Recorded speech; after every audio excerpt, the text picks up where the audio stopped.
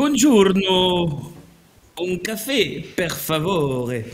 Je ne sais pas parler italien. Bonjour à tous, bienvenue dans l'OM au café. On se retrouve tous ensemble à l'OM au café, justement. Et là, c'est vraiment le bon moment pour boire un café. Vous voyez, on a gagné, tout va bien. Voilà, on a passé une belle soirée. Bon, bah finalement, un petit café du matin, mais pas trop le matin, parce que bon, voilà, les habitudes. Et pour prendre ce café aujourd'hui, j'ai convié un des personnages que vous aimez le plus sur le fossé, hein. C'est Michel Eliaga. Salut Michel. Ça va, Romain? Bah ouais, ça va Écoute, bien. per favore, comment tu as dit? Per favore, un café. Ah. Ouais, Ben, pour un tout te dire, ma café. femme va me faire un café. Pour tout te dire, elle va me faire un petit café, elle va me l'apporter. Comme ça, on va parler, on est Super. bien. Lundi, lendemain de victoire de l'OM, c'est les fêtes. Y a rien là? Écoute, bah effectivement, on est bien. Michel, sur ce match de Saint-Etienne, on va y revenir tous ensemble. Tu es salué bien sûr par le chat. On salue bien sûr Luis Heringue. Merci Steven Cherou. On va en parler évidemment avec Michel dans cette émission. On va parler de tous les sujets. On va parler bien sûr du match de Lille qui nous attendra au prochain tour de la Coupe de France. Voilà, on va se faire une petite émission. Michel est avec nous pour le début. Après, s'il veut rester jusqu'au bout, ça sera avec un immense plaisir. On verra avec lui. On nous demande, Michel, c'est Charlie. Ben tiens, c'est toi qui vas prendre la première. Il y a beaucoup de questions là-dessus, hein. Alors, Michel, est-ce que ça va? Et est-ce que Luis Enrique, c'est plus dégueu, selon toi?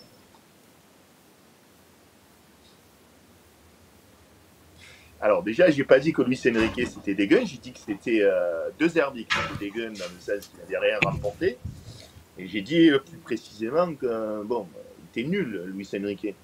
Et j'assume totalement. Celui qui me dit quand Luis Enrique revient, waouh, je me rappelle il y a un an, hein, au mercato d'hiver, il y a Luis Enrique qui va revenir. Ben écoute, je sais pas. Je lui dis simplement que. Donne-moi mon café. Je lui dis simplement que ou il comprend rien au ballon ou il est aveugle. Moi j'assume totalement. Je dis que c'est pas un joueur du niveau de l'OM, il a au mieux le niveau de Ligue 2, et encore. Il se trouve qu'il se profile une santé un petit peu avec Gattuso et Gasset. Et puis arrive cet été, et celui qui me dit au mois de juillet, Luis Enrique à Noël, il a 7 buts et quasiment 7 passes décisives, 6 ou 7, ben, je lui dis que c'est un mage, c'est un marabout, il est extrêmement fort. Il fait un bon début de saison, très correct, il stat, et puis depuis le changement de système, il n'est pas bon. Il est très très très bon. Donc j'ai rarement vu une métamorphose comme celle-là dans l'histoire de l'OM depuis que je suis le club.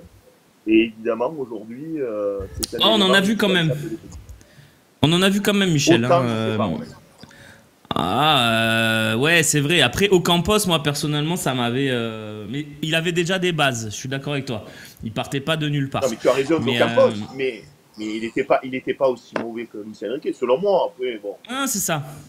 Je suis d'accord. Et puis, pour être très clair, voilà, moi aussi, j'ai pris des positions très fortes, un peu ce que dit Michel, en fait, hein, mais parce que on n'avait aucun élément objectif qui nous permettait, à part la qualité technique, parce qu'il l'avait, mais qui nous permettait de dire qu'il allait débloquer quelque chose dans sa tête. Et la vérité, oui, le chat, heureusement que dans le chat, nous, on a remarqué depuis un an. Bien sûr, le psy. C'est vrai qu'en janvier dernier, quand il revient de près, vous étiez tous à réclamer sa titularisation immédiate dans le 11 de Gattuso. C'est facile de réécrire l'histoire. C'est vrai que beaucoup dans le chat avaient dit cet été qu'ils étaient contents de garder Luis Enrique. Ça, c'est vrai. Après, il ne faut pas abuser non plus sur le « on l'avait dit ». Non, vous ne l'aviez pas dit. Quand un joueur qui a fait en 73 matchs, qui a mis 2 buts contre Canet-Rocheville et le 5e contre Clermont Foot, voilà, on ne peut pas dire que on a un phénomène. Maintenant, voilà, comme l'a dit Michel, force est de constater, et moi je m'étais interdit de dire du mal parce que j'avais perdu un pari jusqu'en décembre, et je vais même me faire plaisir à dire du bien parce que moi je l'ai encore trouvé très bon hier. Voilà, dans tout ce qu'il fait, dans le jeu, dans la façon dont il est capable de jouer une touche, deux touches. Voilà, donc voilà. Mais faut pas Non, mais oublier qu'il vient de nulle part, hallucinant. quoi. C'est tout. Mais c'est génial. Mais on C'est est ravis. Mais moi, je suis Michel. Mais moi, je suis ravi de mettre. Je pense même pas que je me suis trompé, mais je suis ravi de son évolution. Je peux répondre à je sais pas qui c'est qui fait les réflexions. Moi, Bah, si tu veux, dis-moi. je lui réponds là, c'est à lui que je parle. Si tu veux, je viens dans des émissions et je dis au mois d'août, ah ben c'est au mois de mai qu'on verra. C'est au mois de mai qu'on juge quelqu'un. Je ne peux pas savoir, il faut lui Eh laisser le oui, temps. Moi, quand je viens dans les émissions que vous me faites l'honneur de m'inviter, bien sûr. je parle à l'instant T. C'est ma vérité à ce moment-là. Et je suis un avis tranché, je dis les choses, d'autant plus de joueurs que j'ai vus pendant 2 ans. Tu vois, sur Brassier, Mhm. sur Wai, sur Cornelius, sur Koné, au mois d'août, au mois de septembre, je vais leur laisser le temps parce qu'il y a évidemment une période d'apprentissage. C'est comme ça. Et donc, je ne vais pas être tranchant. Mais Enrique, je l'ai vu pendant 2 ans. Celui qui me dit qu'il s'attendait à voir des matchs aussi accomplis que hier, des frappes en lunettes contre Nice, une régularité tous les matchs, je dis qu'il est très Des très prises de fort. risque. Des prises de risque, parce qu'avant, c'était jeu Bien contrôle, sûr, je il n'en remets prenait derrière, hein. aucune. Voilà. Dès qu'il avait le ballon, il le remettait derrière. Donc, moi, je te dis, je suis emballé, scotché et heureux. Évidemment. Et on est. Alors, Kadari nous demande s'il est en sur-régime. Ça, c'est une autre question. On verra sur la deuxième partie de saison. Moi, je ne vais plus me prononcer parce qu'il m'a tellement fait fermer ma bouche depuis le début de saison que, honnêtement, je serais très, très couillon de vous dire non, mais ça va retomber ou non, mais ça va exploser encore plus. J'en sais rien. Je ne sais pas. Alors, Euh, j'ai quand même Ouais, vas-y, envie de si tu dire veux, quelque prendre une chose. position. Ouais. Je pense que, tu vois, le match contre Auxerre, qui est selon moi le tournant de notre saison pour l'instant, où il joue en numéro 10, ben, on voit que quand il a des responsabilités offensives dans ce rôle-là, ou attaquant vraiment sur un côté, je pense qu'il a un plafond de verre, c'est mon avis, mais comme tu viens de le dire, il progresse tellement que sait-on jamais. Par contre, dans ce rôle-là de piston droit, il court, il fait le travail, il joue sans contrôle, il est libéré, il marque, il fait marquer, il est Il juste. Ah centre. non, Il c'est une centre. révélation. Bien sûr, il Il centre déborde, il aussi. ose. C'est magnifique, magnifique. Voilà. Non, mais voilà, mais je suis totalement d'accord avec Michel. Le problème, c'est que, alors, c'est pas un problème, hein. Je pense sur le long terme, peut-être pas cette saison, hein, mais Roberto De Zerbi, la défense à 3 avec des pistons, c'est pas trop son style de base. Je pense qu'il reviendra à un moment donné à une défense à 4 et on va se heurter à ce problème de où le mettre. Parce que, mais c'est pas un gros problème, hein, c'est un problème de riche, comme on dit. Mais moi, je sais pas. Voilà, c'est dans une équipe en 4-2-3-1. Ben, je préfère toujours Jonathan Rowe ailier gauche, c'est personnel, hein. Donc je ne sais pas où mettre Luis Enrique et ça m'embête, à moins qu'on arrive à le reconvertir vraiment arrière latéral, mais j'ai quand même du mal à l'envisager, même si on l'a fait avec Bounassar, hein, donc pourquoi pas. Non, non, Je sais pas. non, non. Non. Il ne sait pas assez bien défendre. Il ne sait pas tacler, il ne sait pas récupérer le ballon.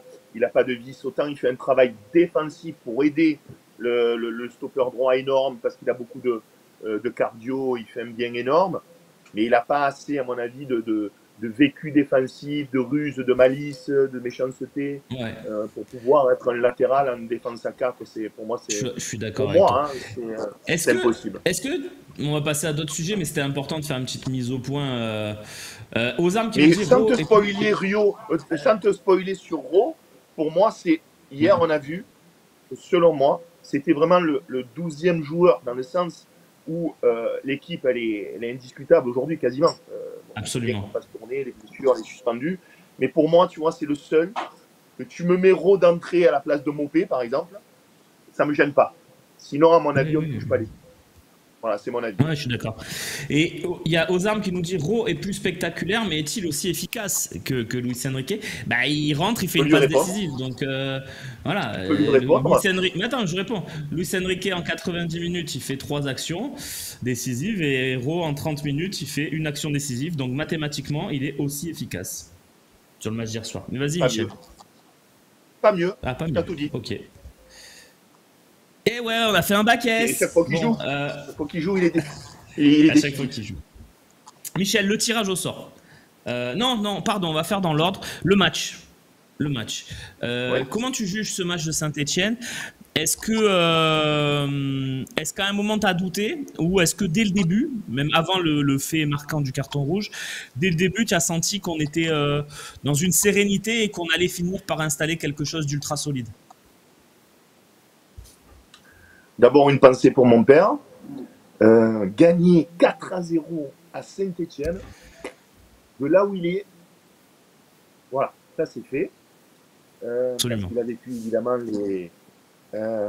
les Saint-OM dans les années 70 où je peux te dire que si on faisait un match une à Saint, c'était beau. Moi, avant le match, je pensais pas qu'on se baladerait autant. Je t'avoue que je me dis c'est un autre match, il y a un changement d'entraîneur, même si c'est pas l'entraîneur qu'ils vont avoir et que Laurent Huard c'est pas un phénomène.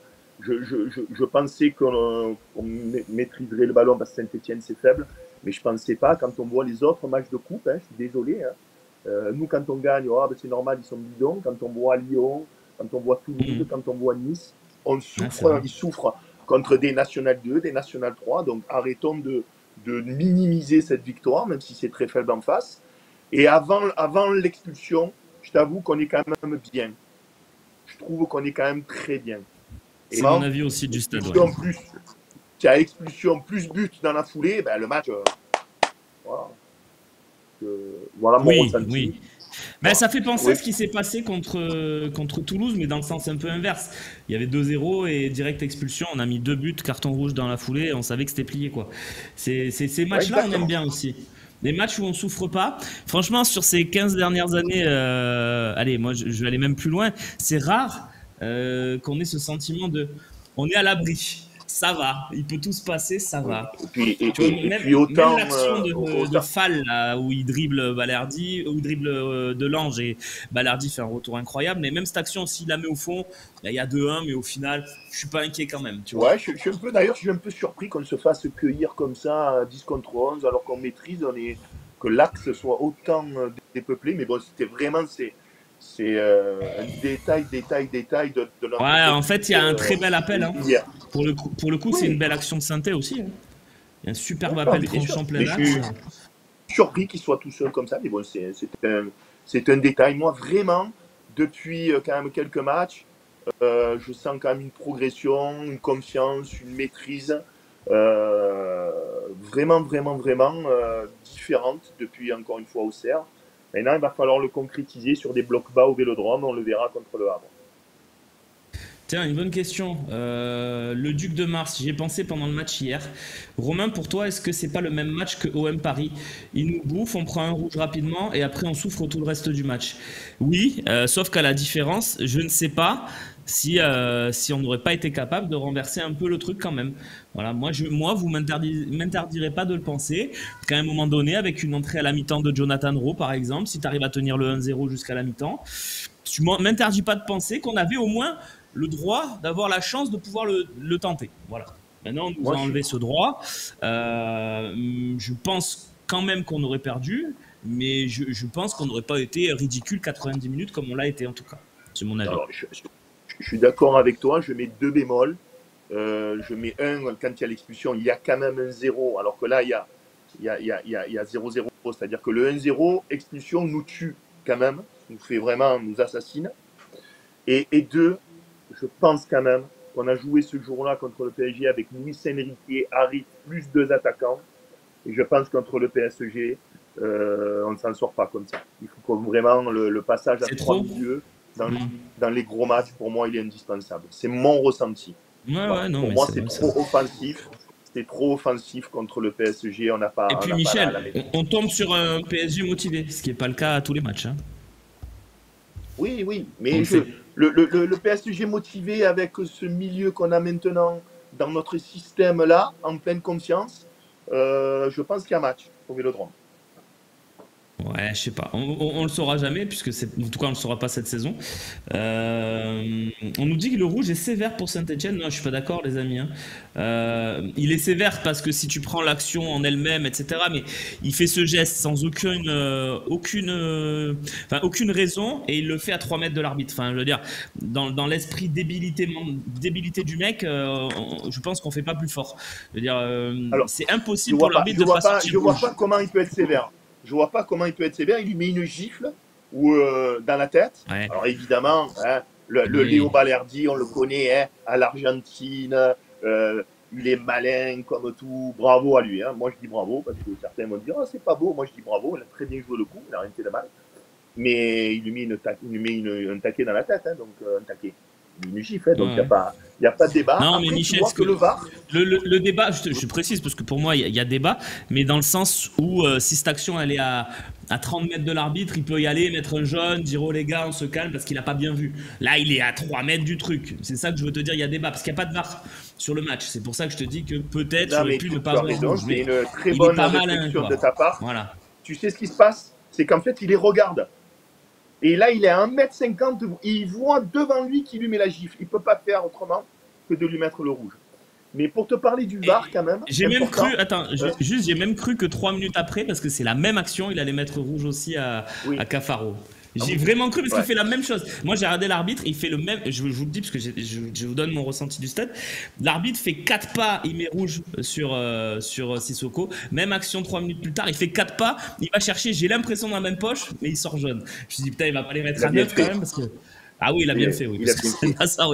Mais pour revenir sur le VAR, quand même, tu t'aperçois, parce que peut-être que tu ne l'as pas vu parce que tu étais au stade, que quand même le VAR, tu vois, il y a en fin de match, il y a Wai qui fait une super remise pour Ro qui est sifflé hors jeu.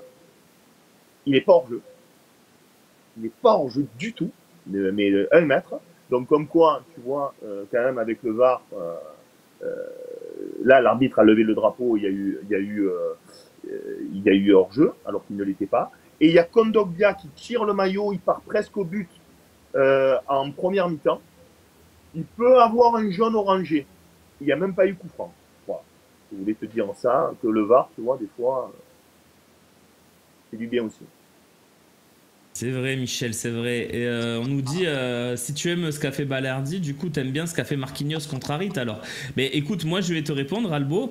Oui, je veux dire, moi, je suis parisien. Ce que fait Marquinhos sur l'action d'Harit, je tire mon chapeau. Je dis merci, tu nous as gagné le match. Bravo. Voilà, c'est le foot. Voilà, contre Paris, j'en veux 0. Attends, Michel, j'en veux 0 à Marquinhos, moi. J'en veux à Le Texier. Pourquoi j'en voudrais à Marquinhos? Il joue pour son équipe, hein.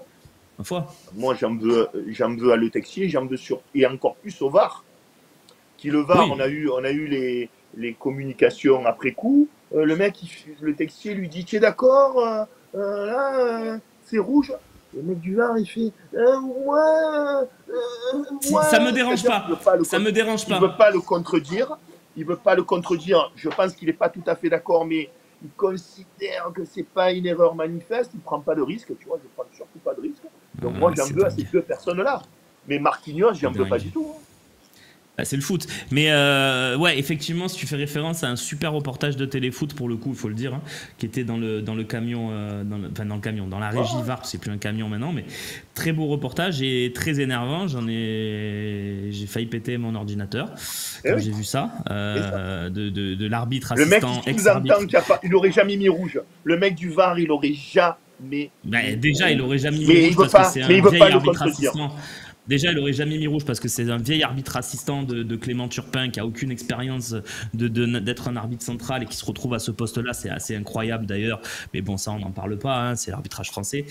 Monsieur Gringor, là, qui est un arbitre assistant banal, qui se retrouve à faire arbitre VAR maintenant. On se demande quel piston ces gens ont, mais bon, ça c'est autre chose.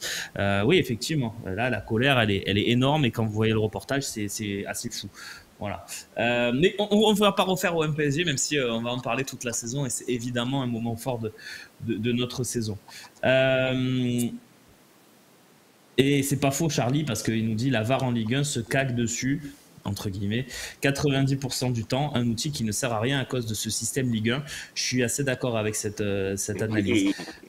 Et pour aller plus loin, on ne va pas revenir et tout, mais comment la VAR ne peut pas appeler Le Texier à Monaco?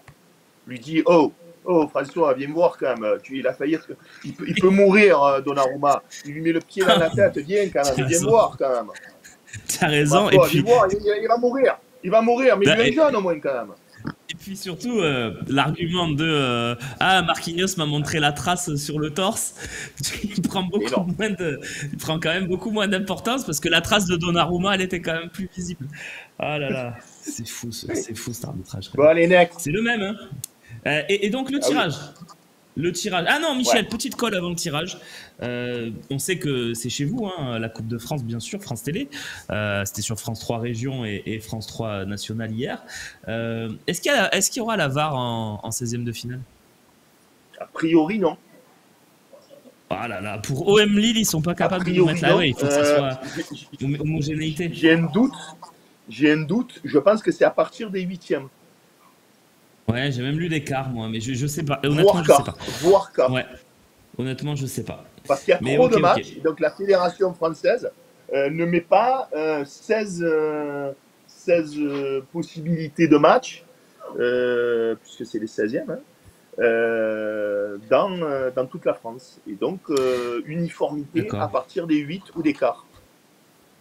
Bon, après, Beansport est capable de faire 32 matchs diffusés en direct, devrait être capable de faire 32 Et là, le diffuseur n'a rien à voir. Hein. On est bien d'accord. Non, hein. mais je sais, c'est pas pour Beansport que je dis ça. Je dis si Beansport est capable de le faire, je pense que on doit être capable, tout le monde doit être capable de le faire. Mais bon, après, c'est peut-être pas aussi simple, mais bon.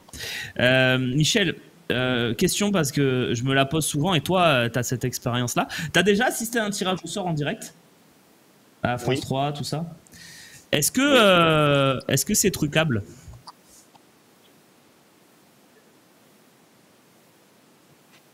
Allô? Je réfléchis à la question. Allô, Michel? Allô? Allô? Non, mais je te dis, moi, non, je vais préciser ma question. Là, je vais préciser ma question.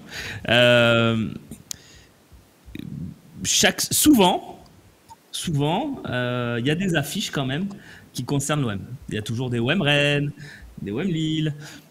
Et tu remarques... Ouais, OM PSG.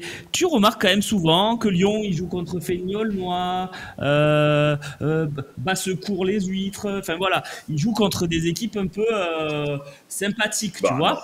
Par exemple, je vais te répondre. Paris va jouer à Espagny. On ne sait même pas où c'est Espagny. Voilà. Bon, je vais te répondre de deux façons. OM Lille. Donc, je vais te répondre de deux façons. La première, vraiment, je le pense. Moi, j'en ai fait un de tirage aussi. Et j'ai assisté à des tirages. Pour moi, oui. Pour moi, non. Voilà, tant pis. Pour moi, on ne truque pas. La preuve. En 2016, tu vas en finale de la Coupe. Tu joues que contre Grandville, Trélissac. Tu tombes contre que des bourricots. Puis finalement, tu vas en finale contre le PSG. Cette année, il y a eu aussi Lens PSG quand même. Absolument. C'était Lens PSG. Donc, pour moi, non. Voilà. Après, il n'est pas impossible, et ça, je ne peux pas le prouver, qu'une fois, il y ait deux boules chaudes, qu'il n'y ait que deux boules chaudes ou deux boules froides. Voilà. Mais franchement, Romain, je ne le pense pas. Non, mais c'est très bien que tu me le dises parce que toi, tu as assisté à vraiment de très près parce que vous êtes depuis des années détenteur de droit. Il y a eu des tirages à Marseille, donc c'est très bien parce que je pose cette question de façon un peu volontairement polémique. Moi, j'ai tiré aussi. J'ai tiré une fois. Toutes les boules étaient pareilles. J'ai mélangé. T'as tiré? Tous les autres ont été pareils. Ils ont. Oui. Comment ça, t'as tiré? Donc, raconte-nous. Une fois pour la coupe de. J'ai tiré une fois pour la Coupe de la Ligue, oui. Mais raconte-nous ça, Michel, quand même.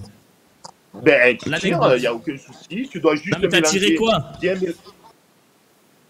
J'avais tiré le premier tour de la Coupe de la Ligue. Excellent, ça. Voilà. Et bon, il y a un moment. Et là, il n'y avait eu aucun problème. Tu vois, je veux dire, toutes les boules sont pareilles. Tu dois juste mélanger bien, au moins 2 ou 3 fois tourner avec la main. Voilà, moi j'ai rien ressenti. Maintenant, je te dis encore après, tu n'as rien ressenti, c'était un premier tour de Coupe de la Ligue. Il n'y a pas les gros clubs, il n'y a pas, tu vois, il y a pas d'intérêt. Non, mais je rigole. Je plaisante parce que je précise, dans le chat, on me dit, voilà, vous êtes journaliste, vous inventez des trucs, nana. Non. Justement, moi je sais que Michel avait déjà fait des tirages et c'est pour ça que je voulais avoir son ressenti et c'est pour ça que j'ai posé la question comme ça. Voilà, moi je ne crois pas non plus à cette théorie-là. C'était vraiment pour poser la question. Voilà. En tout cas, merci pour le retour d'expérience. Et du coup, le tirage, Michel, bon tirage, mauvais tirage? Je comprends pas qu'on puisse dire bon tirage. Hein. J'hallucine. Tu viens de dire Boulazac, les Huîtres, je sais pas quoi, Septem, Beaumont, la Bombardière. Il y en a 12 d'équipes comme ça. Et nous, premier tour, on est dedans. Deuxième tour, on est dedans. C'est bon, quoi. C'est bon. Et encore, j'ai envie de dire, tu reçois. Alléluia. Mais bon. Ah oui, parce que Lille-OM, on est fini. Hein. Lille-OM, c'est fini. Hein. Ah ben, tu es mort. Enfin, on n'est pas bien. C'est l'un des stades où on est le plus en difficulté depuis des années. c'est une des meilleures équipes en Europe. On peut le dire. Une des meilleures équipes en Europe aujourd'hui. Absolument, absolument. Ah, c'est fou, c'est fou. Alors, j'ai envie d'essayer de trouver des trucs positifs. Ils sont dans une période où ils auront un match tous les 3 jours. Ils jouent contre Nice 3 jours plus tard. Nous, on jouera aussi 3 matchs dans la semaine, puisqu'on rappelle que le match est en semaine. Il aura lieu, à mon avis, le mercredi 15. Ça, c'est mon avis. Parce que ça sera le match, à mon avis, phare de France Télévisions. L'OM va jouer vraisemblablement le dimanche à Rennes, si je ne dis pas de bêtises. Je pense. Oui, je crois. Ou le samedi. Ou le samedi. Non, je crois que t'as raison. Et donc, je pense qu'on va jouer le mercredi au Vélodrome contre Lille. Eux, ils joueront le week-end, vraisemblablement le samedi contre Nice. Ils reçoivent. Et après, ils jouent en Ligue des Champions. À donc, Liverpool. Ils vont faire tourner, c'est sûr. Là, hier, ce week-end, j'ai vu à Rouen qu'ils avaient fait jouer le gardien remplaçant. C'est pas anodin, Manon. C'est pas quand même Lucas Chevalier. Tu vois. Alors, ouais, mais bon, ils ont peut-être fait tourner. Ouais, ils ont peut-être fait tourner parce que petit match aussi, tu vois. Non, j'y crois pas, ça. Mais ça, c'est perso. Hein. Je connais un peu. Tu penses que ça sera Delange contre Lille? Oui. Ah, je pense pas, moi. Mais j'ai pas raison. Hein. Tu me demandes si je pense. Je te réponds, je pense. Non, mais après, je peux me tromper. Je pense que ça sera Manon. Parce que le mec, il joue pas, il joue jamais. Et pour un groupe, quand tu commences à mettre un gardien de France, souvent, il va au bout. Mais j'ai pas raison. Je te parle d'abord. Bon, après, c'est vrai qu'ils ont aussi la Ligue des Champions. Il y a beaucoup de matchs, ouais. C'est mon on embrasse Bielsa qui avait choisi de nous mettre Brice Samba à Grenoble d'ailleurs, une très très belle inspiration, voilà par exemple. Ouais. Donc mauvais tirage, c'est fou, tu as envie de tout casser, mais d'un autre côté tu te dis bon mais écoute on va essayer de les taper et puis essayer qu'après en 8e ce sera moins dur, il restera encore beaucoup de bons adversaires à prendre en cas de qualification. Tu sais que le PSG est déjà en 8e. Hein. Oui, et Lyon aussi. Donc, ouais. Donc, un peu moins Lyon. C'est-à-dire, oui, ils y seront, mais Bourgogne-Jallieu, c'est quand même mieux que les amateurs que prennent Paris. C'est la même division. Bon, voilà, on aurait pu. On n'a pas le droit de se prendre une Ligue 2 à domicile ou une Nationale 3 à l'extérieur. Je sais pas, c'est fou. Quoi. C'est fou.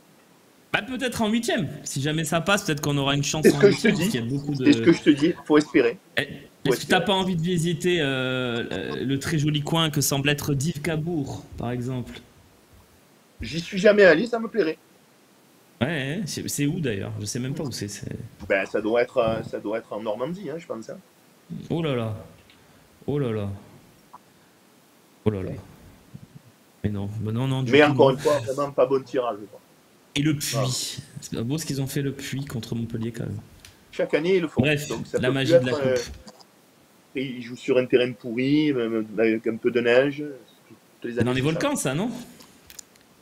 Ouais, c'est en Haute-Loire, 43. C'est au-dessus de Lyon, au-dessus de Clermont. C'est pas très loin de ta nouvelle maison. C'est quand même un peu. Mais effectivement. Tac. De toute façon, faut qu'ils sortent. Ouais, de toute façon, faut qu'ils sortent les Lille, Paris, Lyon. Oui, non, mais d'accord, mais c'est pas obligé que ça soit toi qui les élimine. Bon, je suis d'accord avec toi. Il va y avoir un Lille-Lyon ou un Lyon-PSG. Exactement. C'est pas possible. Bon, on a déjà eu un Lens PSG au premier tour, tu me diras, mais bon. Là, en fait, il y a un gros truc. Il y a un gros truc, on va en parler si tu veux, il y a un gros truc par tour. C'était pour Paris au premier tour avec Lens, et là c'est pour nous avec Lille, quoi. Donc il y a un gros qui tombe à chaque tour minimum pour l'instant, donc c'est comme ça. Après Nantes-Brest et Reims-Monaco, il y a 2 adversaires pas faciles qui tombent. Ouais. J'ai pas envie d'aller, par exemple, un quart de finale à Brest, quand ils sont peut-être éliminés de la Ligue des Champions, c'est pas facile. Non, tu as raison. Puis même dans l'absolu, si Reims bat Monaco, même aller à Reims, c'est pas simple. Enfin voilà, il y a des bonnes petites équipes, effectivement. Michel, le mercato, qu'est-ce que tu en attends? Je savais que tu allais m'envoyer là-dessus, et c'est Bah, rare, on nous en je parle pourrais beaucoup répondre. dans le chat Je et c'est peux vrai que depuis le répondre début, à je regarde l'auditeur pas. de tout à Donc, l'heure qui me branche un peu sur Luis Enrique. J'assume avoir des avis tranchés. Là, j'ai pas un avis tranché. C'est-à-dire, c'est je bien. m'explique. Donc, je sais pas si tu veux, je vais pas te dire il faut faire ça ou il faudrait. Voilà, je suis un peu partagé. Pourquoi? Parce que l'équipe vit bien. Ça, on le dit chaque année, souvent, etc. Mais là, de toutes les sources que j'ai, le groupe Absolument. vit remarquablement. Vraiment, il y a une super osmose et il ne s'agirait pas de casser ce groupe. Alors, on entend le chien. Euh, Hein. Comment il va? ouais, ouais, il est là. C'est quoi comme chien, Donc, Michel? il On ne est s'agirait curieux. pas. On est curieux. Tu Comment? sais, quand c'est une émission de détente, on est curieux, c'est quoi comme chien? C'est quelle marque? Alors, c'est un husky qui s'appelle Rocky. Ah oui. Husky de Sibérie, attention. Ah oui.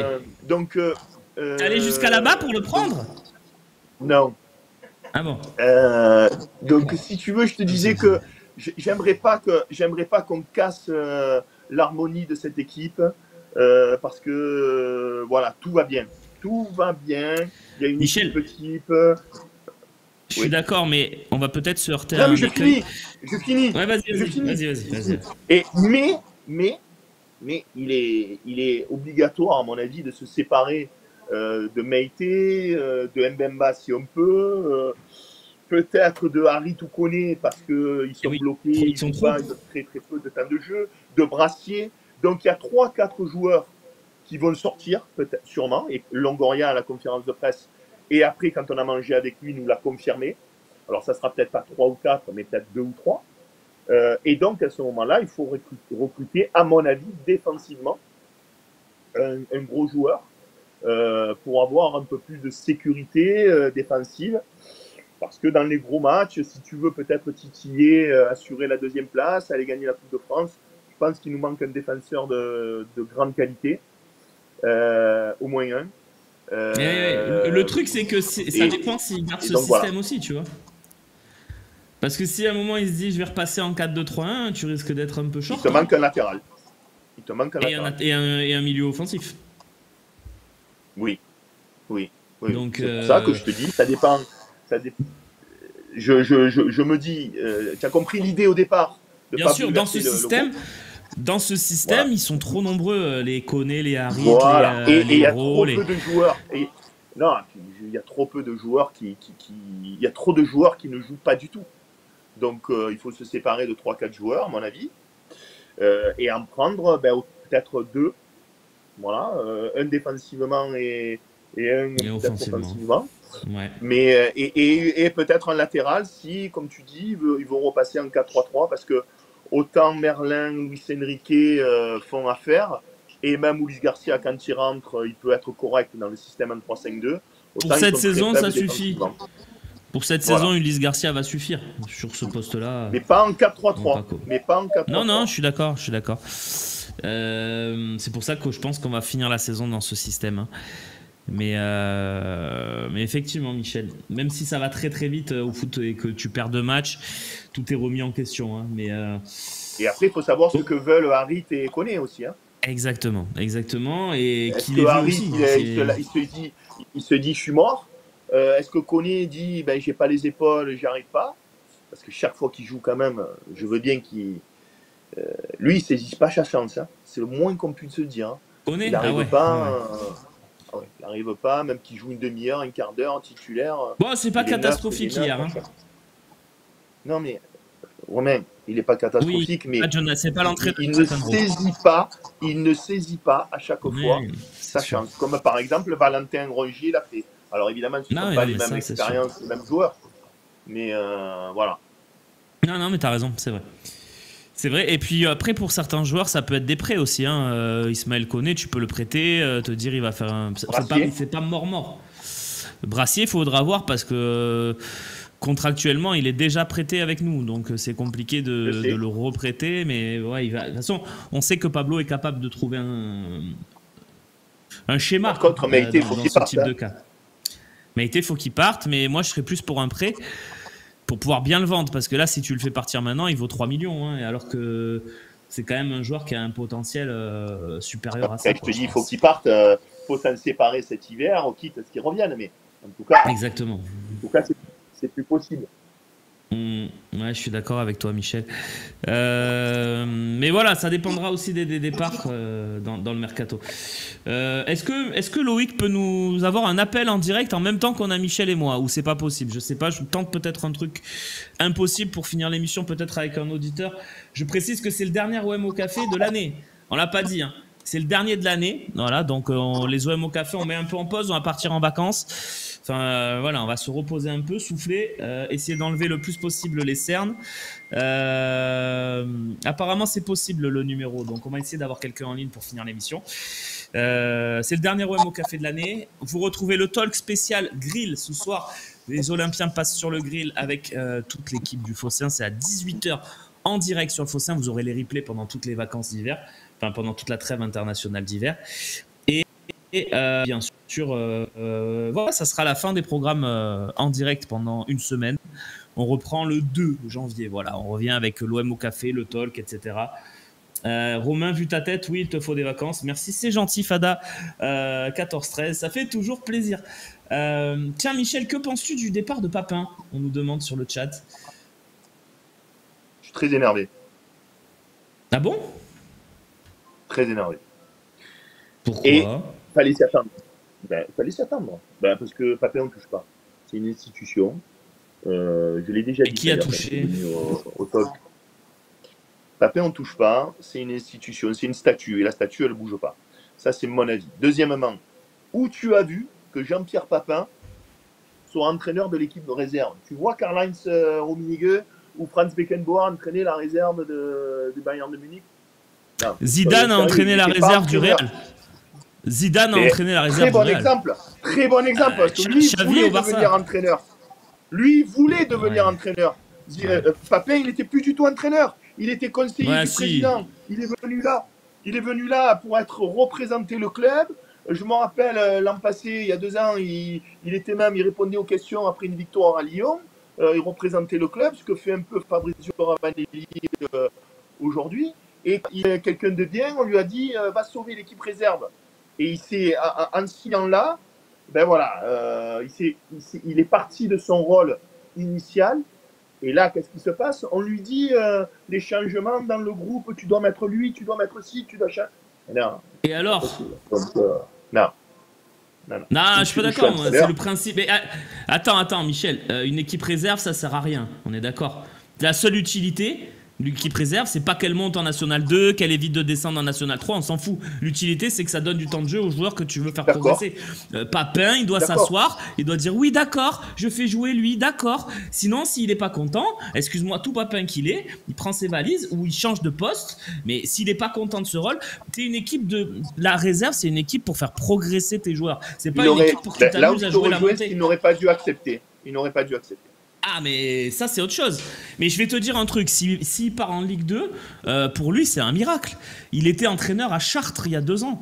Je veux dire, à un moment donné, il faut aussi se dire on est gagnant-gagnant. Ils ont tous les pieds carrés. Ils n'ont pas de stade, pas de public, ils sont bidons. Allez, ils vont repartir en national. Peut-être, si tout va bien, s'ils ne sont pas relégués administrativement. Il peut repartir avec une équipe de nationale en juillet. C'est un miracle pour Papin, qui était un entraîneur bouilli. Je l'adore, JPP, c'est la légende de l'OM. Le club, là. Non, il s'en fout pas d'être entraîneur du tout. Mais non. Si tu veux. Non, il est content d'être entraîneur. Il a été entraîneur à Chartres pendant 10 ans. Je crois qu'il faisait ça pourquoi parce que c'est joli Chartres. Moi, je sais pas. C'est peut-être joli Chartres. Il y a une cathédrale, je crois, Michel, non? Toi qui connais bien la France. Télé, hein, bien sûr, le Tour de France. Très célèbre. Les images d'hélicoptères. Oui. Vas-y, la cathédrale de Chartres. Bon, c'est pas grave. De toute façon, c'est pas grave. J'aurais aimé que Papin il reste dans l'institution. Voilà. Ah, mais ça, c'est totalement le cas. J'entends ce que tu dis. C'est une remarque quand même extrêmement pertinente que tu fais dans le sens où. C'est gentil. Oui. La réserve, on s'en fout un peu. Mais bon. il a quand même eu des bons résultats, de très bons résultats. Il a sauvé la Tout à fait. deuxième, troisième. C'est vrai que peut-être, tu vois, et puis il faut savoir comment on lui a parlé aussi. Ça, on n'y est pas, on ne sait pas. Alors ça, c'est différent. Je suis d'accord avec toi. Voilà. Parce que si après, Papin, il a son caractère aussi. On le connaît, JPP, hein, Michel. Hein. C'est pas, on va pas trahir un secret. C'est pas le mec le plus lisse. Non, mais j'entends tout ce que tu me dis. On va dire qu'il y a à boire et à manger. Après, on peut peut-être prêter Papin à Martigues. Non. Non. Non, ça n'existe pas pour les entraîneurs. Non, mais après, bien sûr, moi, tu vois, c'est vrai que Papin, tu l'as beaucoup plus connu que moi. Moi, je suis de la génération intermédiaire. Moi, toi aussi, on va le dire comme ça pour pas te. Peut-être pas objectif. Voilà, ton Papin, c'est mon Drogba, quoi, et c'est 10 fois plus fort. Donc voilà, c'est sûr. Oui, et puis je l'ai interviewé, j'ai passé des moments avec lui. Je l'ai encore il y a 2 ans, on avait passé un moment ensemble encore. Quelqu'un que j'aime beaucoup. Qui adore le club, voilà, et qui était heureux d'être là. Donc... Oh putain, et le chat, vous êtes en forme aujourd'hui. N'essaie pas de te rattraper, Romain. Tu as tort, désolé. Non, mais c'est pas grave, les gars. Non, pas tort. Comme le disait Michel, c'est une émission d'opinion. Si je viens, je vous dis, ah, JPP, c'est une légende. Moi, je suis embêté. Ben non, moi, je suis pas embêté. Je suis désolé, JPP, dans sa fonction, il est coach de réserve. Ben, le coach de réserve d'une équipe qui prétend à jouer les 3 premières places, le coach de réserve, il doit faire jouer un tel, parce que la direction sportive le lui a dit. S'il est pas content, et ça, je peux comprendre quand on n'est pas peint, qu'on se dit putain, mais je préférerais faire jouer lui, il a 28 ans, il a plus d'expérience plutôt que lui, il a 16 ans, il va me faire perdre de la qualité, nana. Et ouais, mais t'es pas là pour gagner des matchs, t'es là pour faire progresser des joueurs. C'est dur à entendre quand on est purement un gagnant, parce que Papin c'est un gagnant, hein. Ça c'est indiscutable, et c'est dur à entendre, mais malgré tout, quand t'es dans ce poste-là de Pro 2, de là pour faire progresser tes joueurs, alors oui, c'est bien, t'as des Sparagna, des Abdallah qui font un job de fou, des Sidi Ali, des mecs d'expérience, mais tu dois les entourer par les joueurs que le club choisit. C'est pas toi le chef de ça. C'est malheureux, parce que évidemment, mais c'est pertinent, c'est vraiment pertinent. Il y a débat là-dessus. Moi, je suis juste contrarié que Papin quitte le club, ça me contrarie. Michel, si c'était pas Papin, est-ce que tu aurais cette position? Je pense pas. Voilà, mais moi j'essaie de sortir le fait que c'est Papin, évidemment. Papin, un des 3 mecs les plus légendaires du club, donc. C'est ça que je te dis qu'il y a débat. L'erreur, ça a été peut-être de le maintenir. Ah oui, je voulais juste te dire, c'est qui ton Olympien de la première partie de saison? C'est Rouli ou Greenwood? Non, ben, je vais être original, je vais dire Greenwood. Parce que Rouli, il est tellement énorme, mais Greenwood, il change les matchs, donc je vais dire Greenwood.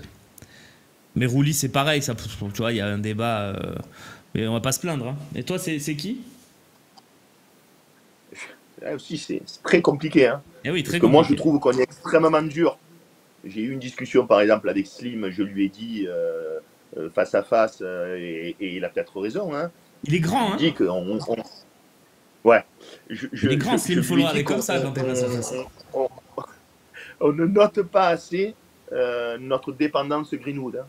Parce que si tu n'as pas Greenwood, tu es très, très, très mal. Il est exceptionnel. En vrai, et encore hier, on ne sait pas, mais c'est vrai que... C'est lui qui décante le match, il met une frappe sublime. Voilà, donc même si Saint-Etienne est faible, on aurait marqué, c'est lui qui te le décante. C'est vrai. Encore une fois. Mais franchement, je te l'avais dit cet été, Rouli, donc je vais le mettre d'une toute petite 51-49 Rouli. Il est incroyable. Beaucoup moins de points. Ouais, mais ça vaut aussi pour Greenwood, donc c'est vrai que parce que si t'as pas Greenwood, qu'à la place, c'est même Jonathan Rowe. Même si c'est Jonathan Rowe à la place qui a énormément de qualité et qui t'aurait fait aussi gagner des matchs, mais c'est quand même Greenwood, quoi. Donc, voilà. C'est ça. Ça se trouve, Delange est meilleur, on sait pas. Non. En tout cas, il m'a pas déplu, moi, hier soir. Et je vais te dire, moi, ce qui m'a beaucoup plu sur Delange, on en a pas parlé, c'est les 2-3 premières minutes. Avec ce gros pressing de Saint-Etienne dans la surface sur une relance, tu sais, les relances un peu celles qui font peur mais qui permettent de construire le jeu que veut De Zerbi, mais qui font très peur. Et ben techniquement, dans la façon dont il a géré le ballon et tout, ça m'a pas inquiété. Et pour un mec qui fait ses débuts hué à Geoffroy Guichard, je trouvais ça quand même pas mal. Voilà. tu as raison. Et pour aller plus loin, moi je dirais sa sérénité. Quand tu vois le goal remplaçant de Saint-Etienne, Pêcheur, que tu sens qu'il a 2 de tension, alors il n'est pas dans la même équipe, hein, et tu sens de l'ange total, comme s'il avait toujours joué avec cette équipe-là. C'est vrai que les deux faisaient leur début, effectivement. Donc, on me demande si j'ai commandé pour Noël un maillot floqué Enrique. Alors non, car même si je respecte ce qu'il fait depuis le début de saison, si je devais le mettre dans mon classement des joueurs préférés, il n'est pas top 10 dans mon classement. Mais après, voilà, c'est bien, il peut être 11, 12, 13. Là, c'est pour vous provoquer, hein, dans le chat, évidemment. J'attends la réaction. Évidemment, je dis pas qu'il fait pas partie du top 5 des joueurs les plus importants de la saison, hein. Je dis juste que moi, dans mon classement des maillots que je ferai floquer, il n'est pas dedans. Non, mais jamais on aurait pu penser, Romain, de dire que Luis Enrique, là je l'affirme, il est dans les 5-6 joueurs clés du début de saison, absolument, mais totalement. Donc, non, je précise pour Steph, pas top 10. Je précise pour Steph, pas top 10 cette saison. Je dis juste, moi, si on me fait un cadeau de Noël avec un maillot floqué, il y a 10 joueurs que j'aimerais avoir plutôt qu'Enrique. Mais je dis qu'il est top 5 comme Michel, je suis d'accord avec lui. Voilà, après, ça, on a le droit d'aimer ou pas aimer, tu vois. Non, ce que je veux dire, c'est qu'il y a Rulli, Greenwood, ok, et puis tu as Højbjerg, évidemment. Voilà. Balerdi, et je pense quand même, il est là. Et en 6, je mettrai quand même Rongier parce qu'il a transformé. Oui, absolument. Et Rabiot aussi, on peut pas. Il y en a beaucoup, hein. Il y en a beaucoup. Oui, mais j'ai envie de mettre Rongier si tu veux, parce que c'est l'élément fondamental qui a quand même. Il n'y a pas que lui. Mais alors, c'est un des éléments fondamentaux qui ont transformé l'équipe. Je sais pas si on a affiché le numéro, Loïc. On l'a pas fait. On va peut-être remercier Michel et puis je vais prendre un dernier auditeur. Tu n'as plus de batterie, tu me disais, Michel. Ouais, j'embrasse tous les comment tu appelles ça? Les viewers qui sont sur YouTube également. Les Twitchers, les YouTubers. Je les embrasse fort et j'aimerais que Luis Enrique nous fasse gagner un titre. Voilà, je le dis comme ça serait beau, juste avant Noël. Et là, je peux me jeter dans le vieux port. Tiens, c'est beau ça. Je te le dis. Ouais, c'est beau. Je vous embrasse. Moi, je prends plus de paris. Je prends plus de paris sur Luis Enrique, personnellement. Je vous embrasse tous. Je vous dis allez l'OM et on se voit bientôt, Romain, peut-être. Hein. Ah, c'est possible qu'on se croise ces prochains jours, Michel. Voilà. Merci à toi. À très vite. Ciao, bisous. Et puis on va prendre un dernier appel. Allez, on se fait plaisir dans cette dernière émission de l'année avec Loïc Lachaud aux commandes.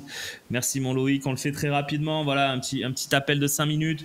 Vous venez, vous me désossez, vous dites que je dis n'importe quoi. On s'embrasse, on finit bons amis et on passe Noël tous ensemble. Allez, sur le Phocéen, il reste encore quelques minutes d'émission. Venez pour participer, pour être le dernier de l'année à nous donner votre point de vue. Les habitués, ceux qui n'ont pas l'habitude, les YouTube, les Twitch, les Dailymotion, on envoie tout de suite on appelle si on a envie, voilà, tout simplement, vous avez le numéro qui s'affiche, et vous avez un code, tu dis n'importe quoi, c'est possible. On remercie Michel d'être passé nous voir. MDR Romain, c'est de bonne guerre, t'inquiète, tu floqueras le nom d'Harit quand il aura le maillot de Saint-Etienne en janvier. J'aime beaucoup ce message, Lopsy. Mais écoute, je suis très honnête, moi, Harit me manque pas. Hein. Quand je vois les matchs qu'on fait, tout ce que je disais sur Harit, c'était juste que pour moi, on ne pouvait pas s'en passer l'année dernière dans l'équipe qu'on avait, qui était une équipe de bras cassés, et il n'y avait que lui qui avait ce profil. Maintenant, quand j'ai un ajout de Mason Greenwood qui remplace Iliman Ndiaye et Ismail Assar dans mon équipe, ben oui, on a un peu moins besoin d'Harit et ça se voit. Après, il ne faut pas tout jeter non plus. Je trouve que son début de saison, il est quand même bon.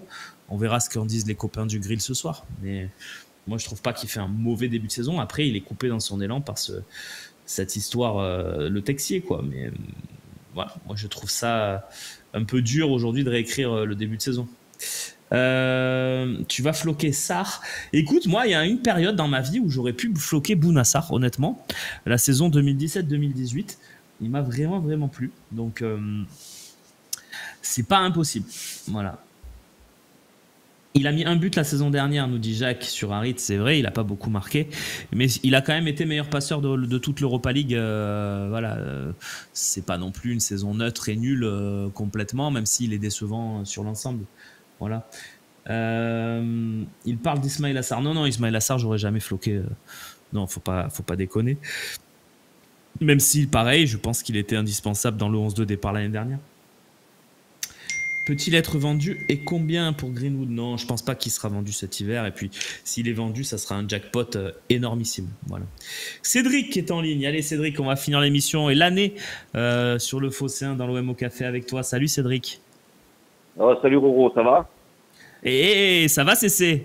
Tranquille. Eh ben, écoute, ça va.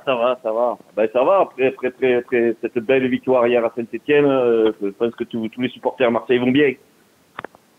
C'est vrai, tu t'es régalé ou comment? Ou c'était un peu... Non, tu t'es régalé quand même.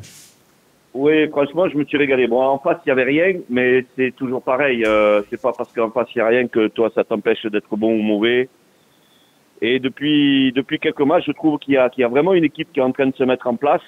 Et il y avait longtemps que j'avais pas vu un OM aussi dominant dans ce qu'il souhaitait proposer, dans ce que le coach souhaitait mettre en place.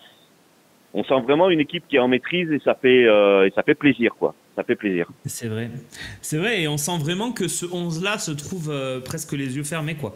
Donc le travail de De Zerbi, pour le coup, ceux qui doutaient, etc., quoi qu'il arrive, et peut-être que ça ne marchera pas sur la deuxième partie de saison, on n'est pas devin, mais quoi qu'il arrive, il finit quand même très très bien l'année, De Zerbi. T'as convaincu un peu ou tu n'avais pas de doute? C'était quoi ta position par rapport à De Zerbi? Moi, bon, comme nous tous, hein, j'attendais beaucoup de ce nouveau coach, de voir si justement il allait réussir à faire jouer ses équipes comme il avait réussi à le faire à Sassuolo, Shakhtar ou à Brighton. Et force est de constater qu'après seulement quelques mois, il a réussi à mettre vraiment une patte à cette équipe, un état d'esprit.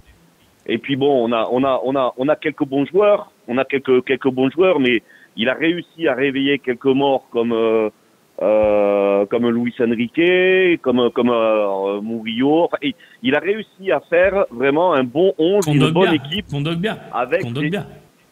Kondogbia aussi, avec des joueurs sur lesquels au début de saison on aurait dit, si on nous avait laissé le choix, on aurait dit non merci, on n'en veut pas. Et il a vraiment réussi à faire une belle équipe qui collectivement propose, je trouve, un football cohérent, et ça fait plaisir. C'est sûr, c'est vrai. Est-ce que tu penses que oui, du coup on va dérouler sur cette deuxième partie de saison par rapport à ce qu'on a vu depuis maintenant 3-4 matchs? Est-ce que tu penses qu'on va dérouler, alors pas être champion, mais voilà, gagner la majorité de nos matchs et terminer tranquillement à la seconde ou à la troisième place sans trop souffrir? Est-ce que tu vois ça au vu des derniers matchs qu'on a pu faire, nonobstant le mercato et peut-être des joueurs qui vont venir renforcer cette équipe? Non, plusieurs sujets. Déjà, le mercato, je pense que ça va être très dur de trouver un joueur pour renforcer le 11 qu'on a vu hier soir. Je pense que le 11 qu'on a hier soir, si tu mets roulé à la place de Delange, va t'intégrer, parce que c'est difficile. Hein. Je trouve que tous jouent une partition absolument parfaite dans ce 11-là, et que c'est difficile de trouver plus fort. Je veux dire, plus fort que Greenwood et Rabiot pour mener le jeu, plus fort que Rongier et Højbjerg dans cette paire de récupérateurs, même plus fort que Merlin en piston gauche et Enrique en piston droit. Même Murillo, allez, tu peux dire peut-être Murillo, mais ça va être dur de trouver plus fort. Et il va falloir s'imposer vite, il va falloir adapter le style. Moi, je suis pas trop pour qu'on recrute, mais ça, c'est un autre sujet où vraiment avec un ou deux joueurs maxi. Est-ce que je pense qu'on va dérouler? Je pense qu'on va continuer à être excellent à l'extérieur, parce qu'à chaque fois que je vois un match de l'OM à l'extérieur, je vois une équipe monstrueuse. Donc, je pense qu'à l'extérieur, on va continuer à être très bon, notamment contre les petits. Strasbourg étant un accident que j'explique pas forcément, mais un accident de Ligue 1 comme il en arrive pour toutes les équipes. Je pense que le reste du temps à l'extérieur on va être très fort, surtout contre les petits. Je pense que, et j'inclus par exemple Rennes, hein, je pense qu'à Rennes on est capable de gagner, voilà. Même si ça va être intéressant le style Sampaoli contre le style de Zerbi, mais Je pense qu'on est capable. Voilà, je pense que sur ces matchs-là, ça ira. La clé, ça va se jouer au Vélodrome. Je sais pas si... quel exemple je peux te prendre?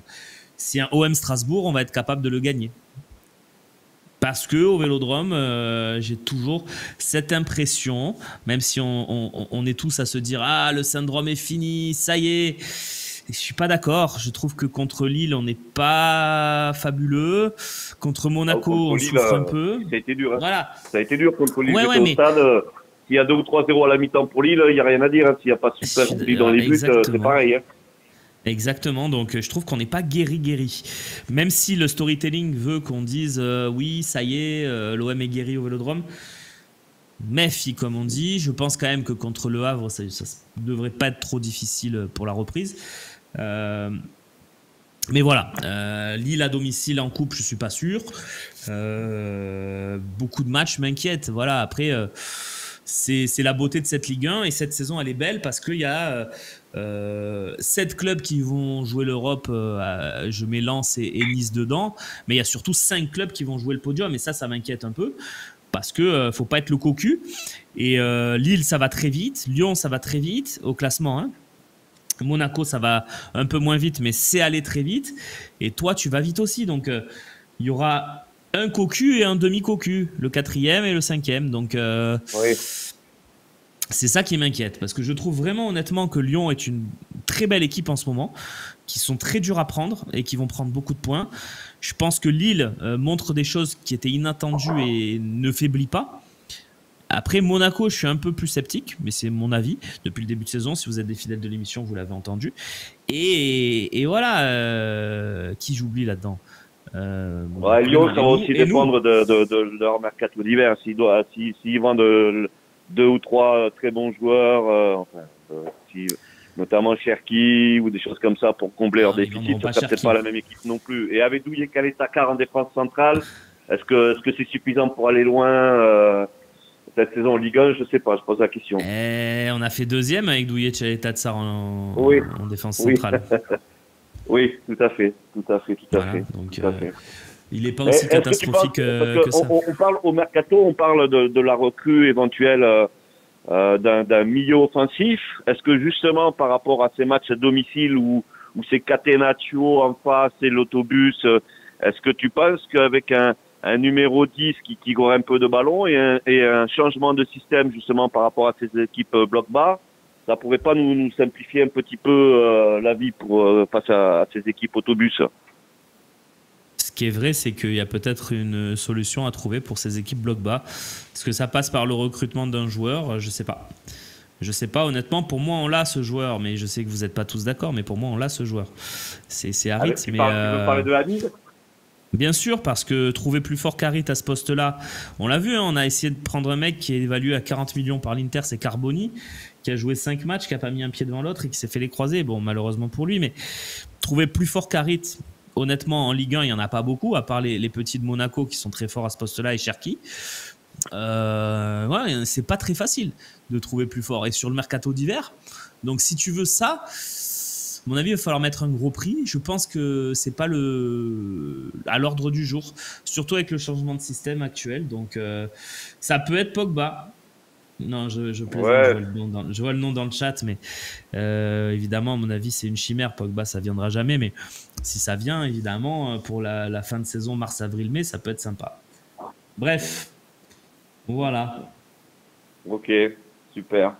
Bah, écoute, moi, je suis plutôt optimiste par rapport à ce que je vois depuis 4-5 matchs. Du coup, comme beaucoup de nos collègues, il me tarde la reprise pour revoir jouer l'OM parce que ce que l'on voit, ça fait plaisir. On voit un OM dominant, il y a des bons joueurs sur le terrain. Il y avait longtemps qu'on n'avait pas eu autant de bons joueurs, hein, vraiment, de joueurs forts, très forts. C'est vrai.